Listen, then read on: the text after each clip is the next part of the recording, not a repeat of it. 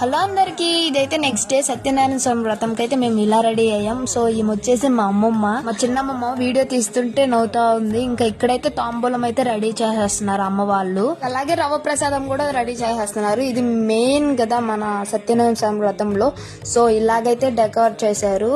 భలే ఉంది అసలు. డ్రీమ్ కొత్త హౌస్ కట్టుకోవాలని, సో వాళ్ళ కోరిక అయితే నెరవేరింది. ఈమె వచ్చేసి మా పెద్దమ్మమ్మ, ఈమె వచ్చేసి చిన్నమ్మమ్మ, ఇద్దరు అక్క చెల్లెళ్ళు వాళ్ళిద్దరు. సో సత్యనారాయణ స్వామి వ్రతం అయితే స్టార్ట్ అయిపోయింది. ఇంకా కథ అయితే చెప్తా ఉన్నారు. మీరెంత మంది విన్నారు కథ అంతా అయితే కామెంట్ చేయండి. ఫస్ట్ అక్షింతలు ఇస్తారు కదా, కథ అంతా అయిపోయిన తర్వాత స్వామి దగ్గర అక్షింతలు వేసుకొని దండం పెట్టుకోవాలి.